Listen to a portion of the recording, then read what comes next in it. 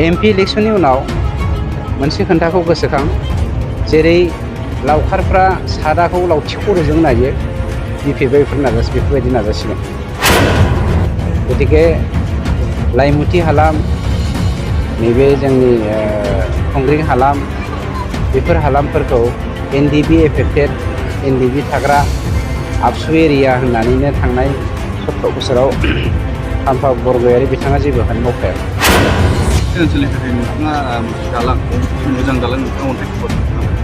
जोंनि प्रजेक्टआ मानाव गेदेर प्रमद बर' बिथांनि दैदेननायाव गोदोसोनाय हालामखौ बोखांग्रोनायानो गुबै थांखिखा।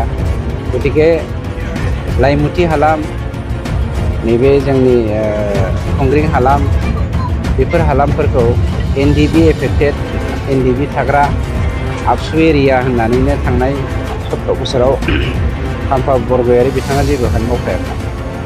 दिनै मैया बिथाङा मोनसे बिथांनि स्टेटमेन्ट हगारनाय नुदों आं जों जेबो मावाखै होननानै। आं ओंखायनो खंग्रिङाव फैनानै BPF पार्टिखौ मानाव गेदेर प्रमद बर' लिरनाय कमिउनिटि हलाव मिटिं खालामनो खावलायदों। खंग्रिङाव फैनानै बिथांमोननि बुलेट प्रुफ गारिफोरखौ लांनानै जों बानायनाय नैबे दालां साजों सालायनो आं बिथांखौ खावलायदों। खंग्रिङाव फैनानै जों दा बेवहाय गोबां इरिगेसन प्रजेक्ट लाबोबाय। बे इरिगेसनफोरखौ बेखेवनायाव बिथाङा जोंनि जानानै फिथा होनो आं खावलायदों। गतिके गोबां खामानि जों मावगासिनो दङ।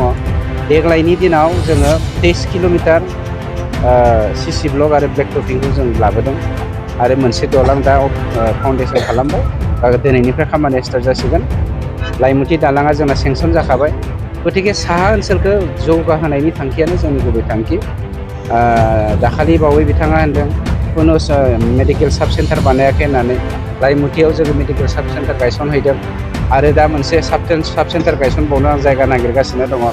जानो हागौ बियो ओरैजाय जोंनि मा होनो थाइखाजरा सारियालि साइडजों मोनसे साब सेन्टार जों गायसनगोन खोब खम समनि गेजेरावनो। गतिके बिथांमोना जा बुंदों बिथांमोना बुंदोंल', जों खिन्थु मावदों।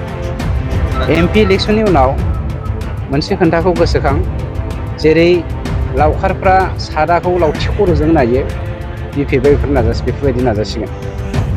बनसु बिथांमोना बे सरकारनि जे बेनिफिसियारिखौ न' मुलाम्फा जोंनि न' थांनानै लुफुंजायैखौ नागिरनानै ससियेल मिडियायाव भाइरेल खालामो। 90% BPFनि समनि खामानिया जायाखैमोन। बनसुनि गोबां दैदेनगिरिफ्राथ' जानथा नार्जारि जानथा बसुमतारी गोजासो। गतिके बेयाव बुंनांगौ जेबो खोथा गैया।